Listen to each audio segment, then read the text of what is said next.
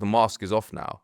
And liberal Zionism, which was always a myth, and it's an oxymoron, but it was very powerful. It's unsustainable now, surely, in the face of what we've seen, because there's no way you can establish a majority Jewish state on a land which was populated by majority Palestinians without everything you've seen and without it veering towards what you're seeing, which is genocidal fascism. And arguably it was there already. You know, if you look at what Ben Gurion was saying, was the first prime minister, it's not that different. If you look what Menachem Begin, who was Likud prime minister in the 70s and 80s, what he was saying, like, this isn't new. It's maybe a bit more extreme with people like Ben Gurion and Smotrich and with the genocide, but the seeds of it have been there since the start. And I think that's absolutely right, because people try to make these distinctions between different forms of Zionism, but there isn't any real distinction in the ultimate end goal. It's just a question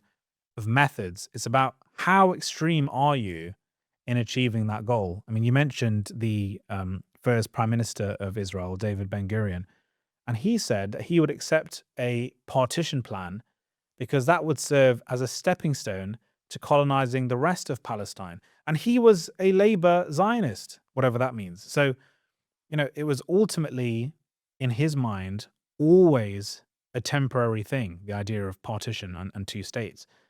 So the ultimate end goal of Zionist ideology, all Zionist ideology, is to colonize the entirety of historic Palestine. And to many Zionists, actually, to colonize beyond that. Yeah, and also one of the main ideologues behind Zionism is Vladimir Jabotinsky, right, who wrote this famous essay in 1923 called The Iron Wall. And he's often pointed to as like the sort of intellectual godfather of the Likud party.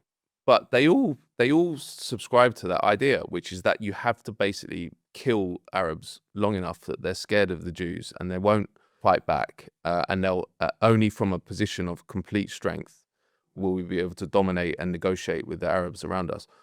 That's fascism, right? And Jabotinsky was a admirer of Mussolini. But this is what I'm saying, like, he's seen as a compartment of Zionism, but those ideas have percolated into all forms of Zionism. They're inherent to even liberal Zionism, you know, so-called liberal Zionism, because you can't, in a way he was right, you can't go and impose a supremacist colony on indigenous people without them fighting back. And the only way you can do that is to exterminate them or to destroy them to such a point that resistance is futile.